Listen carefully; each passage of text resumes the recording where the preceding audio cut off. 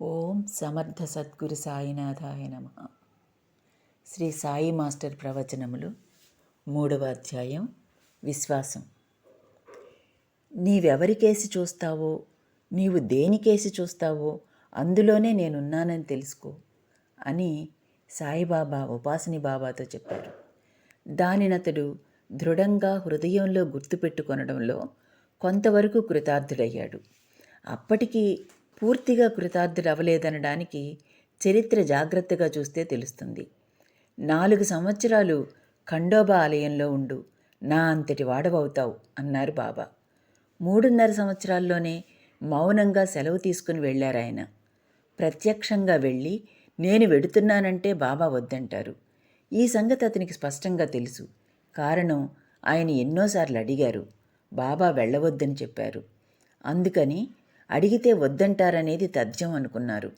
తను వెళ్ళదలుచుకున్నారు కాబట్టి అక్కడి నుండే మనసులో సెలవు తీసుకుని వెళ్ళిపోయారు ఉపాసని బాబా. అంటే విశ్వాసం సరిగా దృఢతరం కాలేదని అర్థం. అంటే మొదట గురువు బాబాకు నేను చెప్పిన దానిని సంపూర్ణంగా విశ్వసించిన వాడే కృతార్థుడవుతాడని చెప్పిన దానిలో 90% దాకా వచ్చి ఆగుతుంది. మన వైపు నుంచి చూస్తే అది చాలా గొప్పదే. కానీ బాబా యొక్క విశ్వాసంతో అది పోలిస్తే నిలుస్తుందా?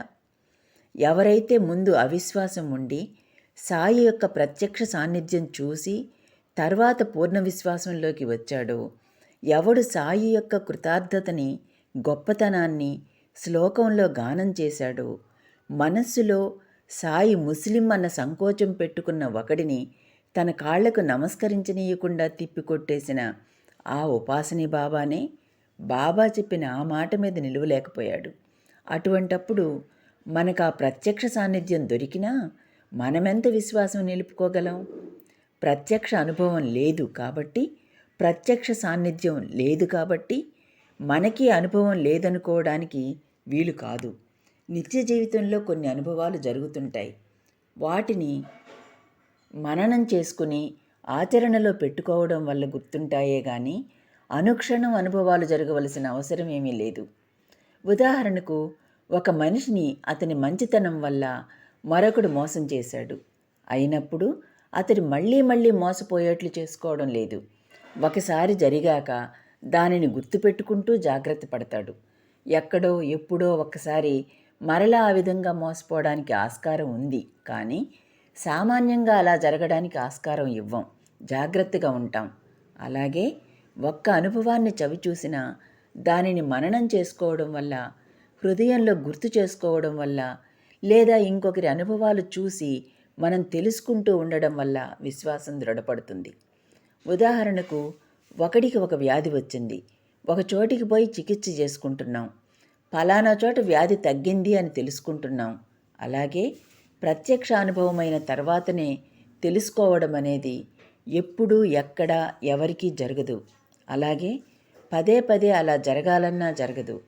అంతవరకు అలా ఉండి నేర్చుకోవాలన్నా ఆ జీవితం గడవదు.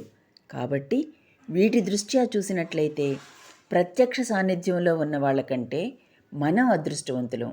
వాళ్లను, అంటే అట్టి మహాత్ములను మరుగుపరిచేటటువంటి మానవత్వం అడ్డు రాకుండా గమనించవలసిన అంశాలు మాత్రమే గుర్తుకొస్తాయి.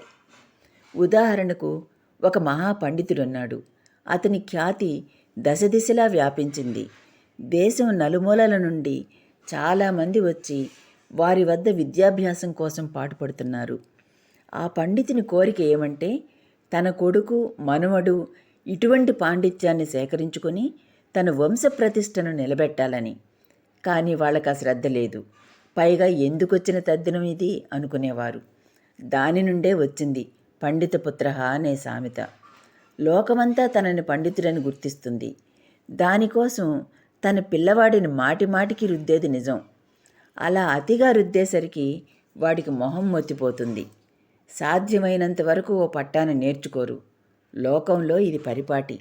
అదే రీతిన ప్రత్యక్ష సాన్నిధ్యం లేకపోవడం చేత వారి లీలలలో ప్రకటమైన నిజతత్వం ఏదైతే ఉందో దానిని మాత్రం అనుభవించే అదృష్టం, మహాభాగ్యం మనకు కలిగింది.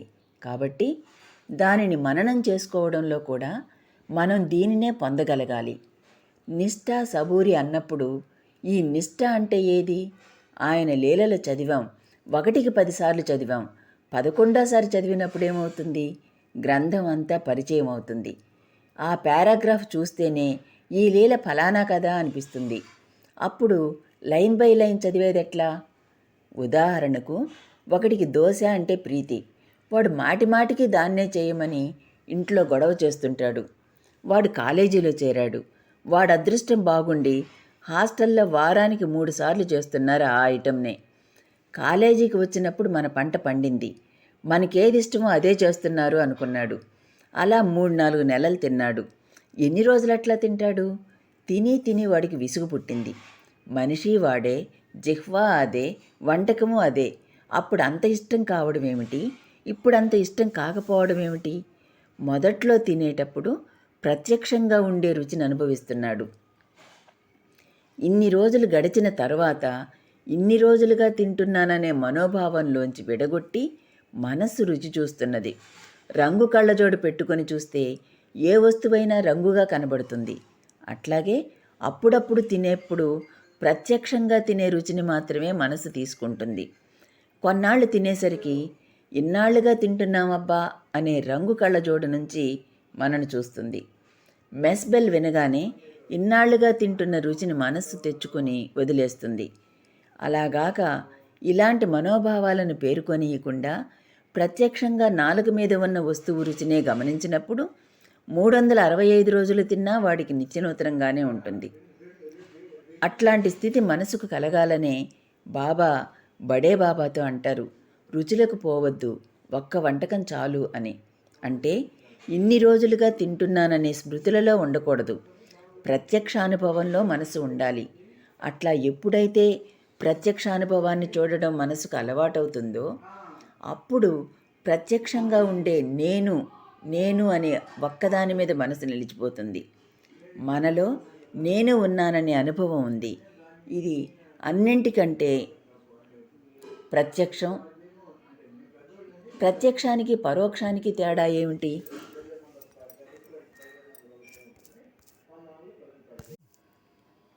ప్రత్యక్షానికి పరోక్షానికి తేడా ఏమిటి?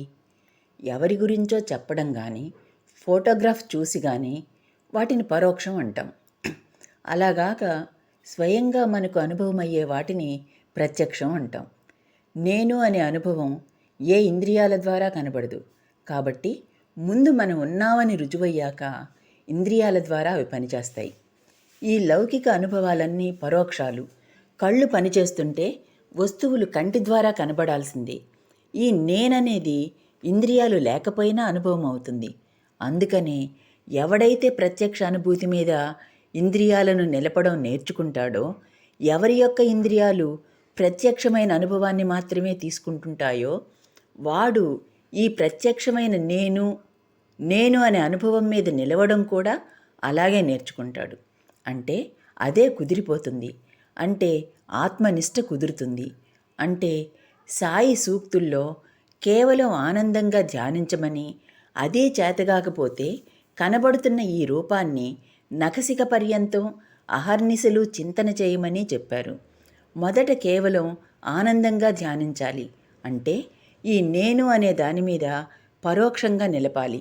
ఎలాగైతే వాడికి దోశ రుచిని చూడకుండా దానికి ముందు ఇంతకాలంగా తింటున్నామనే విసుగు మనసుకు రావడం మొదలెట్టిందో, అదే రీతిన ప్రత్యక్షంగా ఎదురుగుండా ఉండే గ్రంథంలో లీలలను చదువుతున్నప్పుడు ఇన్నాళ్లుగా నేను చదువుతున్నాననే భావన వచ్చి అడ్డుకుంటుంది. అలాగే మనకు బాబా ప్రత్యక్ష సాన్నిధ్యం దొరికితే రోజు చూసే బాబాయే కదా, ఓ గంటాకి పోదాం అనిపిస్తుంది. ఇది షిరిడీలో ఉండేవాళ్ళని చూస్తే తెలుస్తుంది. 2 రోజులు ఉండిపోయేవాళ్ళు అక్కడక్కడే తిరుగుతుంటారు. 10 రోజులు ఉండేసరికి దానిలో సర్దుబాటు వచ్చేస్తుంది. అక్కడ కూర్చున్నప్పుడు కూడా ఇంట్లోని కబుర్లన్నీ వస్తాయి. ఇంత దూరం వచ్చింది దేనికి? ఎందుకు చెబుతున్నానంటే, ధర్మం అనేది మనస్సుకు తెలిసినా ప్రత్యక్షానుభవం కలిగితే ఆయన మీద ఎందుకు మనస్సు నిలుపలేకపోతున్నామనే దానికి ఉదాహరణ మాత్రమే. ఆయన ఉన్నప్పుడు ఆయన మీద ప్రత్యక్షానుభవం ఏ విధంగానైతే నిలవనివ్వదో, ఇదే కారణంగా మనస్సు ఈ చరిత్ర పారాయణలో కూడా కలుగుతుంది. అందుకని లీల చదివేటప్పుడు మనం ఏ రీతిని చదవాలంటే అదే అనుభవం మనకు జరుగుతూ ఉంటే ఎలా ఉంటుందో దానిని గమనిస్తూ చదవాలి. అప్పుడు ఎన్నిసార్లు చదివినా పాతపడదు. ఉదాహరణకు అవతలివాడు మనల్ని 10 సార్లు బాధ పెట్టాడనుకోండి, 11వ బాధ పెడితే మనసు బాధపడకుండా ఉంటుందా? తప్పక బాధపడుతుంది. వాడు 2 సార్లు బాధ పెట్టి 3వసారి బాధ పెట్టబోయినప్పుడు వీడిలా నన్ను బాధ పెడతాడనే దానికి ముందుగానే మనసు సిద్ధమైపోతుంది. అలాగే అదే అనుభవం మనకు జరిగితే ఎలా ఉంటుందనే భావంతో దానిని తీసుకుని చదవగలిగితే అప్పుడు 101సారి కూడా మొదటిసారి మనం చదవగలిగినట్లు చదవగలుగుతాం. అప్పుడు మన మనసు సాత్వికమవుతున్నట్లు గుర్తు. లేకపోతే కుశాభావ చేత 108 సార్లు బాబా పారాయణ చేయించారంటే వాడి మనసు బండబారిపోయి ఉండాలి. ఎవరికైనా విసుగు పుడితే క్షణంసేపు కూడా బాబా ఊరకుండేవారు కాదు. తన గదిలో కూర్చొని యోగ వాసిష్టం చదువుకుంటున్నాడు ఒకడు. పిలిచి 15 రూపాయలు దక్షిణ ఇవ్వమన్నారు. మరలా పిలిచి దక్షిణ ఇవ్వమన్నారు. ఏమిటి బాబా ఇన్నిసార్లు అడుగుతున్నావు అంటే, నీవు 15వ అధ్యాయం చదువుతున్నావే, దానిలోని విషయం చక్కగా గుర్తుపెట్టుకో. నేను దక్షిణ అడిగినా రూపాయలు మాత్రమే ఇచ్చావు కానీ నేను అడిగింది నాకు ఇవ్వలేదు కదా, అందుకని నాకది చేరిందాకా అడుగుతున్నాను అన్నారు. నేను అడిగింది అది, నీవు ఇచ్చేది ఇది అంటే వీడి ఇంట్లో కూర్చొని పారాయణ చేస్తున్నా వీడి బుద్ధి దాని మీద ఉంచి చేస్తున్నాడా లేదా అని బాబా గమనిస్తుండేవారు. ఒకడికి అలాగే గురి కుదరలేదు, శ్రద్ధ కుదరలేదు, అన్వయం సరిగ్గా కుదరలేదనుకుంటే వెంటనే వాణ్ణి మరొకరి దగ్గరికి పోయి 16.5 దక్షిణ తీసుకురా అని చెప్పారు. వాళ్ళక్కడ తాపిగా తత్వాలు లెక్క పెట్టుకుంటున్నారు. లెక్క పెట్టుకోవడంలో లెక్క తప్పొస్తోంది. అందుకని 15.5 అనే లెక్కనే తీసుకుంటున్నారు. అప్పుడే దక్షిణ 16.5 తెమ్మని చెప్పి దానిని సరిగ్గా అన్వయం చేసుకో అని ఇక్కడి నుంచే వాళ్ళకి చెబుతున్నారు. అలాగే కుశాబాబు 108 పారాయణలు చేసేటప్పుడు ఇది చేసిందే కదా. ఎన్నిసార్లు చేస్తామని అనుకునేట్లయితే వెంటనే పట్టుకునేవారు బాబా. కాబట్టి మనం బాబాను పట్టుకున్నప్పుడు ఆయన చెప్పిన నిష్ఠా సబూరీలు ఎంతవరకు గుర్తుపెట్టుకుంటామో అంత మేరకు ధర్మసూత్రాన్ని ఆచరించడానికి వీలవుతుంది, లేకపోతే లేదు. సాటి జీవుల పట్ల మన భావం మార్చుకోవడం అనే అంశంలో అంత మేరకు మాత్రమే మనం మారతాం. ఎంత మేరకు మనం మార్చుకోమో అంత మేరకు మనం వారి బోధన పట్ల మనకు శ్రద్ధ లేనట్లు లెక్క. అంటే అంత మేరకు సకల ఆధ్యాత్మిక గ్రంథాల యందు శ్రద్ధ లేనట్టు లెక్క.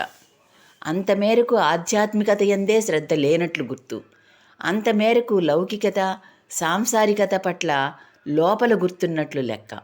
అప్పుడు దానిని మనం ఎలా పొందుతాం? అది తెలుసుకోలేక మనం ఇంతకాలం జపం చేస్తున్నాం, కానీ ఇంకా మన చిత్తం స్థిరం కాలేదేమిటి, బాబా అనుగ్రహం ఇంకా కలగలేదేమిటి అనుకుంటాం. నీవు రోజు నన్ను 5 నిమిషాలు తలుచుకుంటే నిన్ను ఆదుకుంటానని భగవద్గీతలో కృష్ణుడు ఎక్కడైనా చెప్పాడా? అనన్యాశ్చింతయంతో మాం అనే కండిషన్ ఆయన కూడా పెట్టాడు.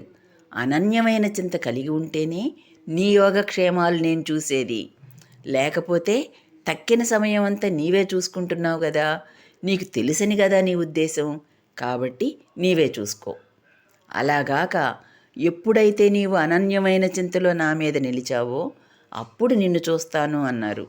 అయితే బాబా ఇందులో కొంచెం కన్సెషన్ ఇచ్చారు. అనన్యమైన చింత చేయమంటే ఇబ్బంది పడతాడని నీ దృష్టి నా మీద నిలుపు, నా దృష్టి నీ మీద నిలుపుతాను అన్నారు. సాధ్యమైనంత వరకు క్రమంగా పెంచుకుంటూ వెళ్ళు అని కన్సెషన్ ఇచ్చారు. ధర్మాచరణ గురించి మళ్ళీ ఎందుకు మాట్లాడుతున్నానంటే అది లేక ఆధ్యాత్మికత లేదు. ఎందుకని?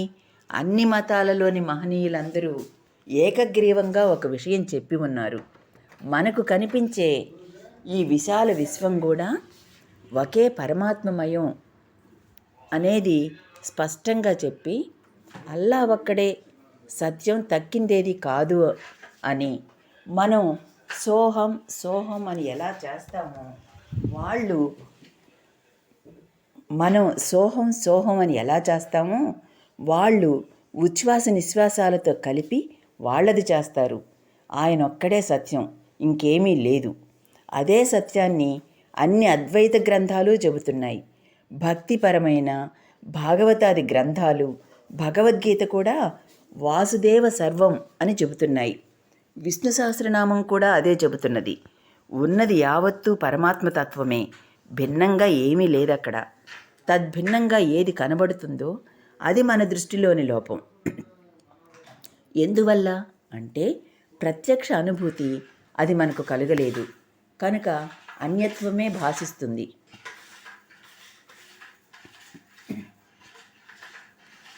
అప్పుడు మనం ఏం చేయాలంటే మహాత్ముల వాక్యాలే శరణ్యం. మహనీయులందరూ ఏకగ్రీవంగా ఏం చెప్పారో చూడాలి. అదే చాలదనుకుంటే ఆ మహనీయుల వద్దనున్న భక్తులకు కలిగిన అనుభవాలు చూడాలి. అన్నింటిలో ఒక్కటే ఉందన్న మాట నిజం కాకపోతే ఎక్కడ ఏం జరిగినా సాయికి ఎలా తెలుస్తుంది? అంతేగాక దానికి సరిపోయేటట్లు ఆయన చెప్పిన వాక్యాలే ఉన్నాయి. నీవు కలిసి చూసేదంతా నేను, ఈ విశ్వమంతా నాలోనే ఉన్నది. విశ్వమంతా నాలోనే ఉన్నదన్నారు కానీ విశ్వమే నేనని చెప్పలేదు. అయితే నీవు చూసేదంతా కలిసి నేనన్నారుగా అని అంటే ఈ విశ్వము, ఈ విశ్వాన్ని చూసే నీవు కలిసి ఆయన అని అర్థం. అంటే దృక్కు దృశ్యము ఏకమైన స్థితిలో వేరు అనేది ఉండదన్నమాట. దానిని మొత్తం సాక్షీభూతమై చూసేదే ద్విపాదాస్యమృతం దివి. అవ్యక్త రూపంలో 3 పాదాలుండి ఒక్క పాదమే ఈ చరాచర విశ్వమైంది. కాబట్టి నీవు చూసేదంతా కలిసి నేనన్నప్పుడు నువ్వు చూసేదంతా కలిసి నేను. ఆ చూసేదాని సంగతి ఆలోచిస్తే ఈ చూడబడేదాని క్రిందకు యావత్తు వెళ్ళిపోతుంది. విశ్వమంతా చూడబడేది. చివరకు తన దేహం చిత్తంలో వచ్చే ప్రవృత్తుల వరకు అంతా చూడబడేదే. కాబట్టి ఎక్కడైతే మనం అనుభవం కావడం లేదో మహాత్ములను శరణు పొందడం ఒక్కటే మనం చేయవలసింది. జ్ఞానం కలిగిన మహనీయులందరూ ఇదే చెప్పారు. మనం పరమాత్మతత్వమని, బ్రహ్మమని, ఆత్మ అని దేనినైతే అంటున్నామో దానినే బుద్ధత్వం అంటారు వాళ్ళు. అందుకనే వాళ్ళ గ్రంథాలలో కుక్క, నక్క, ప్రతి ప్రాణిలో బుద్ధత్వం ఉందని చెప్పారు. ఆ స్థితికి వచ్చినవాడు అంటే ఆ బుద్ధత్వం పొందినవాడు సంసారం నిర్యాణం ఒక్కటేనంటాడు. అంటే సర్వం కల్విదం బ్రహ్మ అని. బ్రహ్మం జగత్తుకు భిన్నం కాదని అంటాడన్నమాట. దురదృష్టవశాత్తు బౌద్ధం మన దేశంలో లుప్తమైన తర్వాత చాలా గ్రంథాలు చైనీస్, జాపనీస్, టిబెటిన్ భాషల్లోకి అనువాదం అయ్యాయి. ఆ తర్వాత విదేశీ పరిపాలకుల సమయంలో ఈ గ్రంథాలు నశించిపోయాయి. అందుకని ఇది ఫలానా గ్రంథం నుండి అనువాదం చేశామని రాశారు, ఇది పాళీ గ్రంథం నుండి అనువాదం చేశామని రాశారు. వాటిని చూస్తే శంకరుడు బౌద్ధాన్ని ఖండించి ఉండడని తెలుస్తుంది. అందులో ఉండే ఒక అంశం మాత్రం మన దేశంలో ఉండి ఆయన చెప్పిన దానిని మరొక రకంగా అర్థం చేసుకొని ప్రక్కదారి పట్టించిన